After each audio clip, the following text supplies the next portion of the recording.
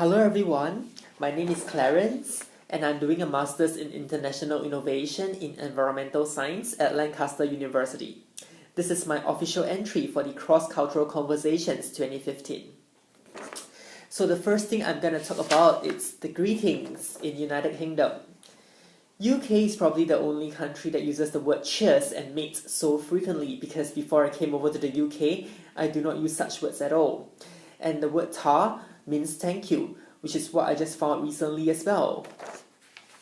The next thing I'm going to talk about is weather in the UK.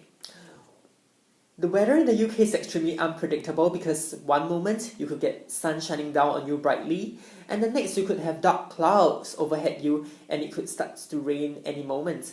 Just last month in March, it was snowing and I'm like, what? I thought it's supposed to be spring now. The next thing I'm going to talk about is the tea culture in UK. Before I came over to the UK, I do not know how to appreciate drinking tea. But after being here for 1.5 years, I realized drinking tea is actually part of the UK culture because for all events, conferences and meetings, there's always time for coffee and tea.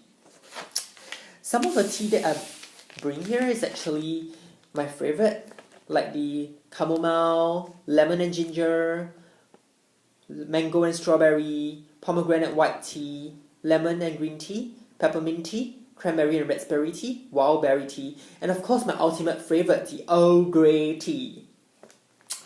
Of course, the most common tea is actually the English breakfast tea, which is what we normally eat them with scones, clotted cream and jam, as you could see from this picture. Speaking about food, the most common food is actually fish and chips with mushy peas. Before I came over to the UK, I did not know what mushy pea is, which is really an eye-opener for me. And this one is actually roast beef with Yorkshire pudding. So when I first heard of Yorkshire pudding, I thought it was kind of a dessert, but it's actually not. The next thing I'm going to talk about is the festivals in the UK.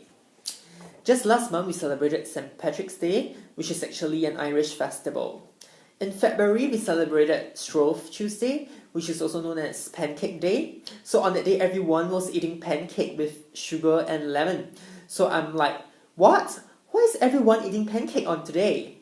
So I found out that it's actually got to do with Easter and Lent. And of course, Boxing Day is celebrated one day after Christmas. And the most unique festival to UK is actually the Bonfire Night. This festival is to commemorate this guy called Guy Fawkes who tried to blow up the Parliament House in 1605.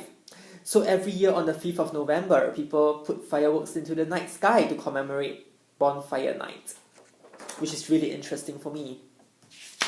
The next thing I'm going to talk about is the using of currency.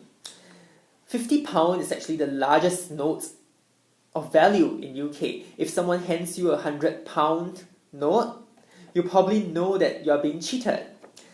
And of course, other than notes, there's also the using of coins.